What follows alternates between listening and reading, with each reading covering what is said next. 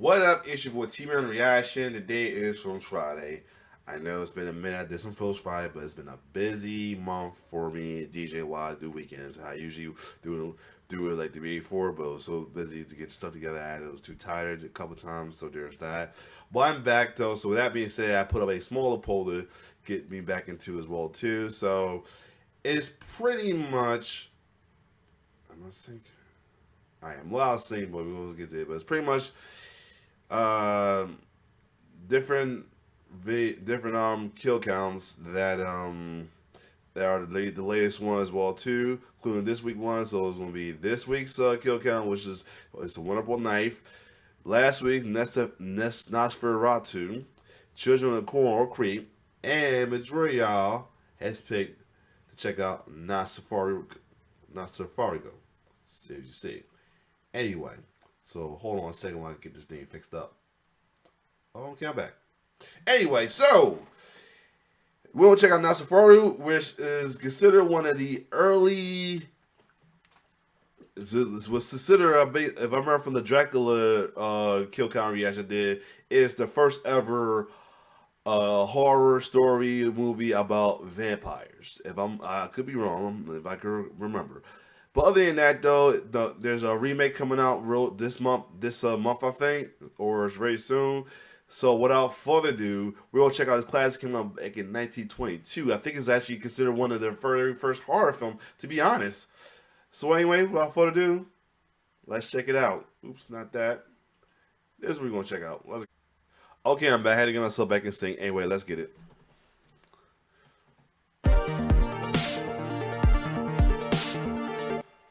Welcome to the Kill Count, where we tally up the victims in all our favorite horror movies and show you how they were made. I'm James A. Janice, and today we're looking at Nosferatu, a Symphony of Horror, a German film released in 1922. Vampires have been a perennial presence in horror films and movies at large, from Twilight to The Lost Boys, all the way back to Universal's Dracula. But it started almost a decade earlier than that with F.W. Murnau's Nosferatu. This was an unauthorized adaptation of Bram Stoker's Dracula, which is why the vampire's name isn't Dracula. It's not Nosferatu either. It's Count Orlok, a change made by screenwriter Henrik Galeen to cater to the German audience, and more importantly, ward off legal troubles. Similarly, Jonathan Harker became Thomas Hutter, his wife Mina became Ellen, Renfield became Knock, etc., etc. Galeen also streamlined the story, removing the Van Helsing character and all those hot Dracula brides, and changed the setting from 1890s England to 1830s Germany. Despite the changes, Nosferatu still got in legal trouble with the Stoker estate. Bram's widow Florence sued the production for their profits, only to find that there were none. The movie had flopped, and its studio Prana Films had gone bankrupt. So instead, she insisted every single print and copy of the film be destroyed. A German judge agreed, and the movie very nearly became lost media. Thankfully, enough surviving prints were placed together to give us a more or less authentic recreation of the film as it was originally screened. Nosferatu is the world's oldest surviving vampire movie, its legacy influencing everything from Salem's Lot to What We Do in the Shadows. He's even a recurring character in SpongeBob. Nosferatu! Oh yeah! The film also directly inspired a 1979 Werner Herzog adaptation and 2000's Shadow of the Vampire, a fictionalized retelling of the film's production. Robert Eggers just made his own horny version, which comes out on Christmas Day, starring Bill Skarsgård as the new Count Orlok, or if you prefer, the Nosferatu. This is by far the oldest film covered on the Kill Count. It is literally over 100 years old, and it sometimes shows its age. Filmmaking was still a new art form back then, so not only will you notice the film stock grain, but oftentimes the cuts between shots. The performers give exaggerated expressions and movements, since acting was still strongly tied to its stagecraft roots and had to make up for technological limitations. It can be hard to relate to a movie like this, with its lack of color and choppy frame rate, but if you can see through all that, it's pretty cool to realize you're watching people and places as they were more than a century ago. This was a low-budget movie, so it didn't have sets. These are actual towns and actual castles in the actual mountains. Personally, I think that's pretty cool, and makes it worth watching films this old every once in a while. That, and the fact that this is horror history. And I don't care how old it is, Count Orlok is still unsettling as fuck. This movie is silent. Here we go. That wasn't.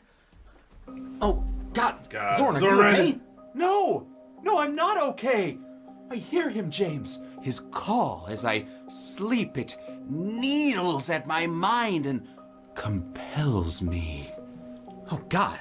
Well, here, take my Oslo sleep buds from today's partner, Oslo. It'll help you block out the noise. They're earbuds I wear while I sleep to tune out sleep-disrupting sounds, all thanks to a design that rests comfortably in the ear and swappable silicone wingtips that ensure the perfect fit. That means you don't have to worry about them getting knocked out while you're knocked out. So I'll be free of his siren song? Yeah, man. While you're wearing them, at least. But they hold 10 hours of charge, so that'll definitely get you through the night. Yes, I'll recharge during the day when his voice cannot haunt the recesses of my dreams.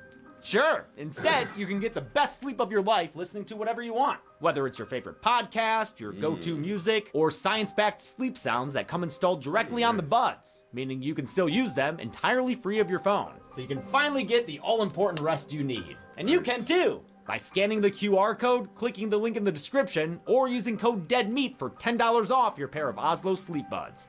So, no more Nosferatu for you. Nosferatu? Oh, no. I'm talking about my baby. You know, Phoenix, my kid. He keeps me up at night because he doesn't sleep. Babies don't sleep through the night. It's a thing.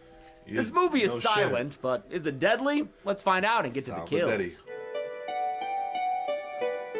The movie begins talking about a great plague. There's a lot of text to read here, and the font is kind of annoying, but I can't knock it too much since it mentions a death bird calling your name at midnight. And you know what? That sounds fucking metal. Thomas Hutter and his young wife Ellen live in Visborg, Germany in 1938. They love bringing each other flowers, laughing at random shit, and playing with their pussy. It's great.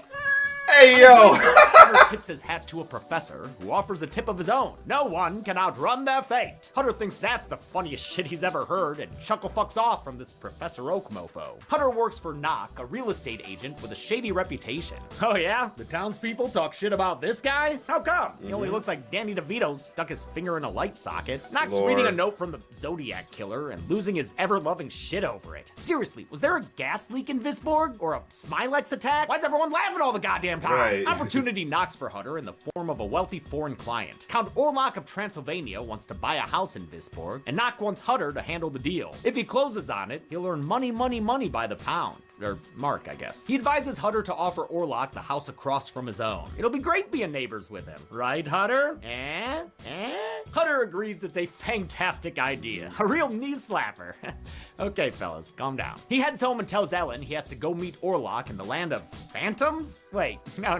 That can't be right. A guy like Knock would never send Hutter to the land of phantoms. Maybe he said, phantom. Yeah, land of phantom tax. Except instead of fries, it's fly honeys that Orlok be looking to steal. I mean, how could he resist Ellen? Hutter surely can't. Just look at their passionate, animalistic love.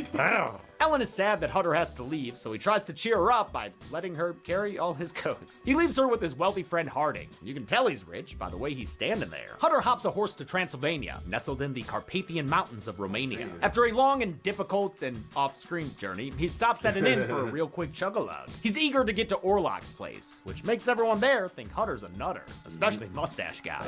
They warn him not to go outside at night since there's a werewolf out there. Wait, that's the cutest werewolf I've ever seen! Also, it's clearly a hyena. Ain't y'all never seen a hyena before? Right. Actually, I don't know. Maybe they hadn't. No wonder the mysterious beast keeps them inside all night with its terrifying gaze. Hutter rents a room for the night and hits up the place's library. And wouldn't you know it, there's a book about vampires and the Seven Dwarfs. Or, sorry, Seven Deadly Sins. The book says vampires, or Nosferatu, sprang from the seed of, wait a minute, Belial? What?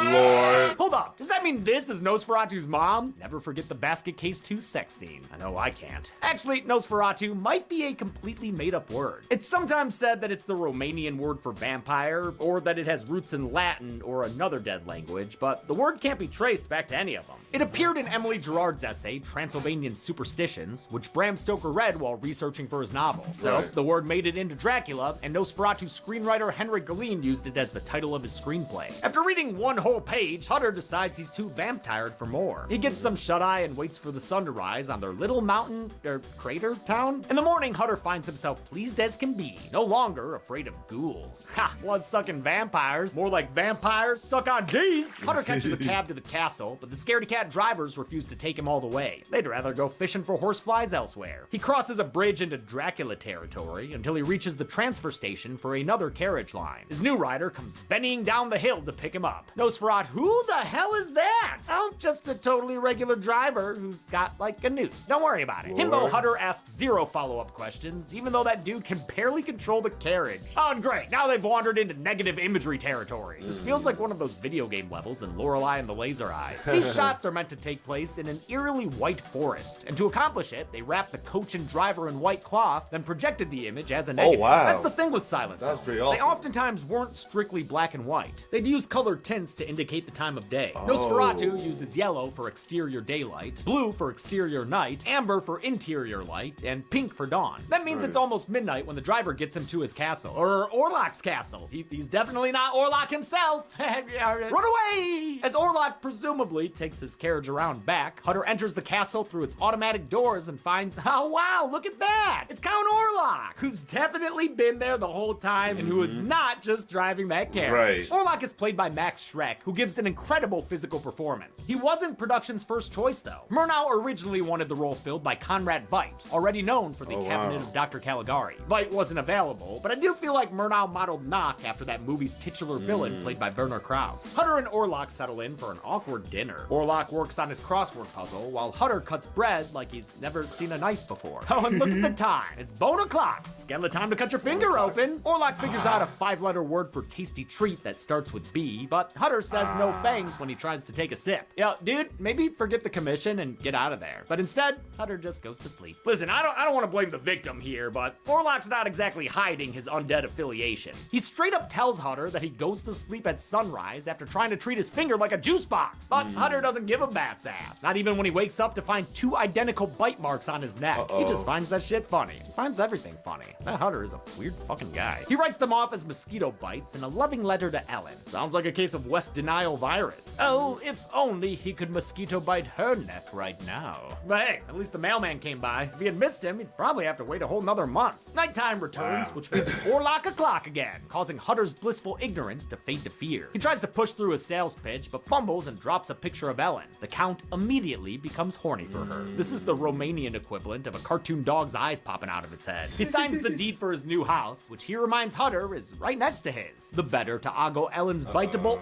beautiful neck. It's bedtime for Bozo, but first he cracks open that vampire book again, because he picked it back up after he threw it on the ground! Everything in the book is starting to sound familiar, so Hutter finally adds it all up. One vampire. Orlok's on the prowl for a midnight snack, so Hutter hides under his blankie. He watches as this very uncomfortable looking vampire man shuffles into his room. Meanwhile, all the way back in Germany, Ellen senses a disturbance in the force. It upsets Harding, maybe because it interrupts his opium time. Dude looks like he's smoking from a bassoon, straight chiefing on that thing. While he calls a doctor, an unconscious Hutter finds himself in the shadow of a vampire. From her bed, Ellen goes full Danny Torrance and cries out her husband's name, which somehow stops the Count from feeding. Guy got Orlok blocked, but that's okay. Now he knows he'd rather have Ellen instead. But seriously, what's the matter with that chick? Well, the doctor says she's fine, not realizing she's got a bad case of Nosferitis. She probably lucked out though, since this era's modern medicine was mostly opium and leeches, and this movie's already got enough bloodsuckers. In the morning, Hutter explores the castle looking for the big man. He finds him taking a dirt nap in a coffin. A coffin with a cracked lid? Damn, Orlok, you live like this? The sight spooks Hutter so bad he retreats to his room, and for some dumb reason, he's still there when the sun goes down again. He watches from his window as Orlok pulls a tall man and single-handedly bodies a coffin onto a cart. A bunch of them, actually. Then he gets inside the top one and magics the lid back on. Haha, that's fine. Hutter realizes he needs to get back to his lady, so he escapes the castle like a teenager who's been grounded. But he fucks up the dismount, I guess, gets knocked out, because next time we see him, he's waking up in a hospital bed. He starts ranting about coffins to anyone who will listen. This guy said he's coughing. Get him some water! After Orlok and his Kit Kat coffin bars take a river raft trip downstream, his bed and backup beds are taken to a schooner called the Impusa, bound for Wisborg, Germany. The sailors inspect the coffins and find them full of dirt and rats. Oh shit, there's stowaway Willard aboard? With Orlok getting closer to Wisborg, Knock falls further under his spell. He winds up in the mental hospital, where he laughs his keister off and eats flies for blood. It's got these 2 attendants straight stupefied. Harding and his sister are having a gay old time croquet as a forlorn Ellen waits for her love to return. He's doing his best, lady, even though he's still feeling a little woozy here. He's determined to get back to his wife before Orlok cucks him. The Impusa advances towards Wisborg, and honestly, this is an awesome shot. This is a real ship in the 1920s sailing on the water, captured with an impressively smooth camera shot. As its voyage continues, the Impusa spreads a deadly plague from port to port. Its crew members suffer the illness too, and it's all thanks to Orlok and his transparent soul. We can see right through, just so you know, whoa. The sickness quickly kills kills almost everyone aboard. They die off screen, and we only see the last body being tossed overboard, but the captain's log later indicates we should count 6 kills here. And since we saw a bunch of crew members in earlier scenes, I'm fine doing it. The last ones standing are the captain and his first mate, the latter of whom finally realizes that those coffins full of dirt and rats just maybe might have something to do with this. He starts hacking into them, which wakes up the Count, who springs up from his coffin. Oh shit! It's one of the most iconic moments in a movie.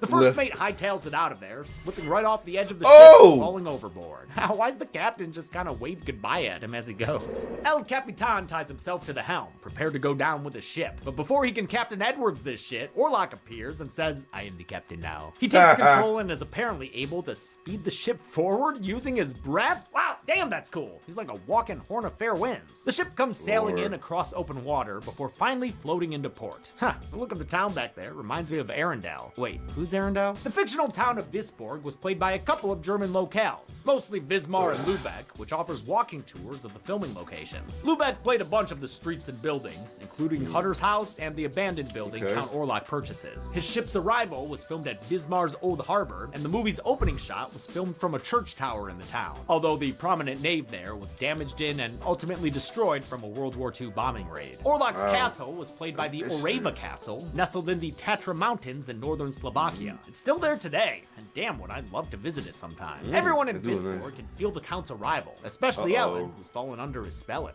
And we can't forget the one who knocks. It got so bad that he quit his job and got a new job climbing the walls. He gets so worked up, he manages to strangle his guard to death and escape. But no one's more excited than Count Orlok, who's ready to emerge from the hall. The special effects are equivalent to stop motion that 4-year-olds do and upload to YouTube, but hey, it was 100 years ago. What the fuck do you want? The Count runs all over town with one of his coffins, which is filled with Transylvanian dirt. As Hutter's football book explained, vampires must sleep in the earth in which they were buried. No wonder dude brought all those backups. Maybe the multiple coffins is why it's taken him so long. We see him carrying them for a minute, man. He'd probably go faster if he did the vampire hyperspeed thing, but he's just walking around like a regular guy. Okay, like a really weird guy, but still. While he's doing that, Hutter finally gets back home to his honey so they can smooch again. And even from afar, Orlok can't handle that kind of passion. Police board the Impusa and discover the carnage aboard, including the captain's body still tied to the helm. They realize the plague has arrived, which sends everyone in a scramble to lock their windows and doors. They send a guy out to play a sick drum solo and warn everyone to practice social distancing. Wow, I just realized that some of these extras may have been born when, like, Andrew Jackson was the US president. Jesus! The little drummer boy's warning is too late, since the disease is already spreading through town. As a man comes by to mark the doors of the infected, a coffin is carried out of one of the homes. The horror of this plague would have been all too real for German audiences in 1922. Only a few years prior, the so-called Spanish flu epidemic ravaged the country. The flu, combined with famine, killed more Germans than World War I. The plague in Nosferatu combines a supernatural fear with one that hit close to home. This is underlined by Orlok's association with rats, plague carriers, and his resemblance to them. His fingernails are claws, his skull is emaciated, and the fangs in the center of his mouth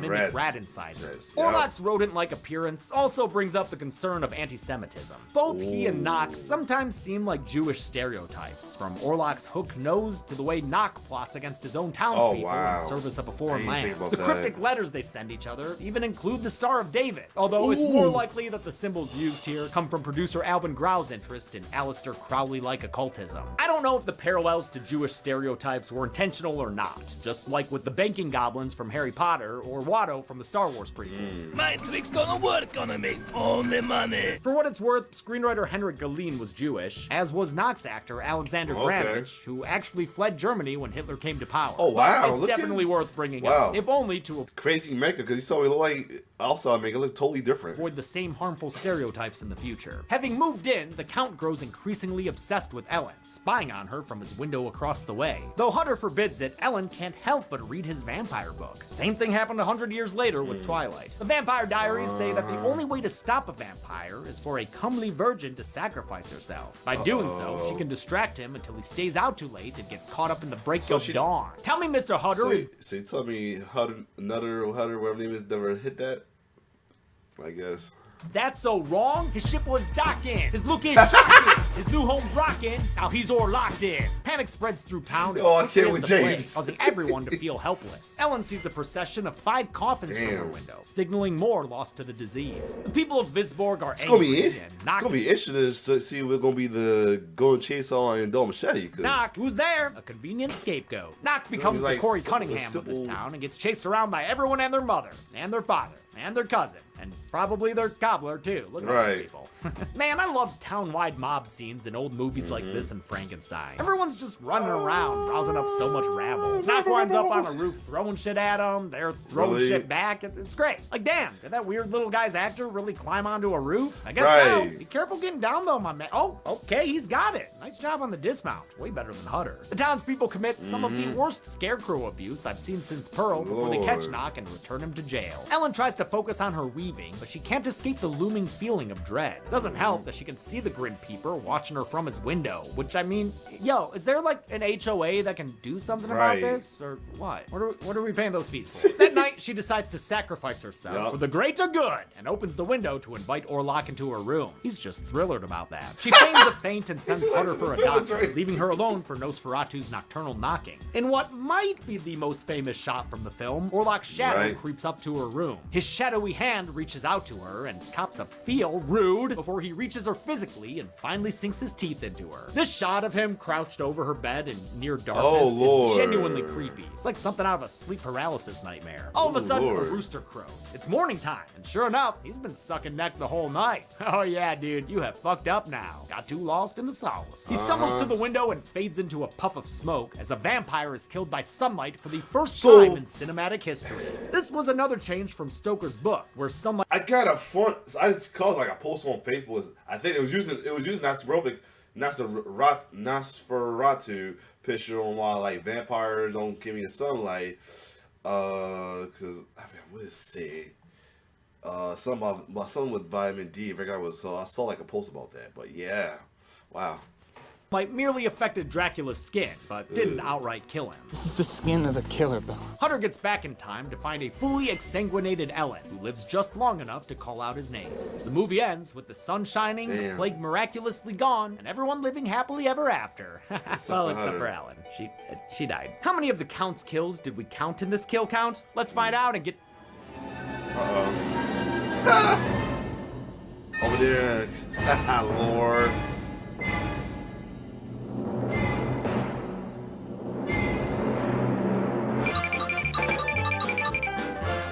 Really?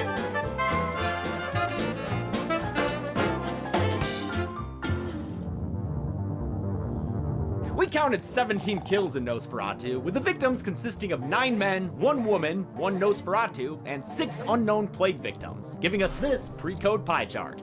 Compared to Universal's Dracula, Nosferatu had a couple extra kills, but that's really thanks to those coffins. With a runtime of 88 minutes, Nosferatu had a kill on average every 5.18 minutes. I'll give the Golden Chainsaw for coolest kill to Count Orlok. It may not be super gruesome by today's standards, but it gets points for being a piece of iconic film history. Dull Machete for lamest kill goes to the coffin scene from Ellen's window. They're just a bunch of pine boxes. And that's it. Nosferatu came out in 1922 and has a Robert Eggers remake coming out later this month. I've seen it. It's good and horny. Until next time, I'm James A. Janice.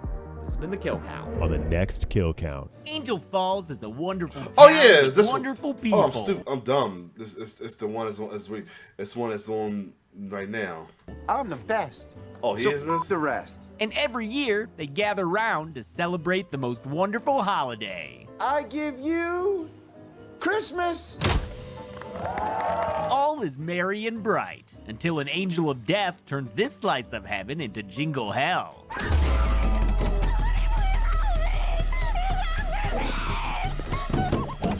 Oh! Gotta be an all-time Final Girl speedrun. Winnie Carruthers cuts the killing spree short and reveals the killer's identity. Unfortunately, she couldn't save everyone, so one bummer of a year later, she wishes she was never born. Thanks to a magical Aurora, it works, and she sees how bad off Angel Falls would be if she had never been around. The killer's still killing, her family is a mess, and the townspeople have developed a taste for crack and jackass pranks. Kick me in the jaw. Go.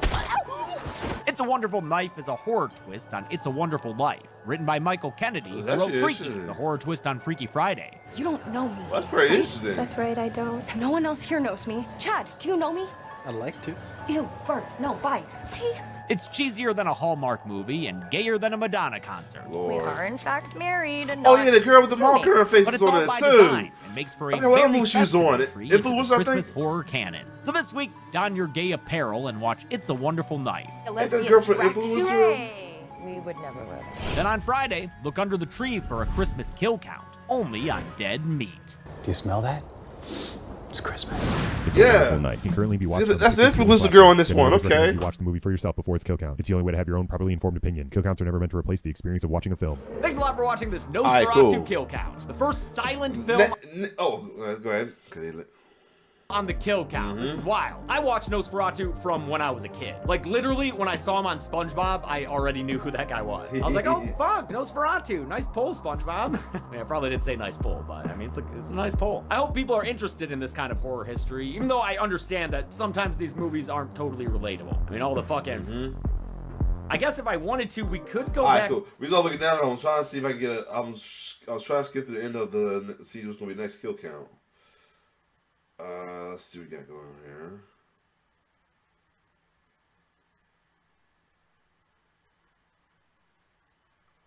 Oh shit! That truck one is gonna be it. Oh, what's this again? I forgot what's called.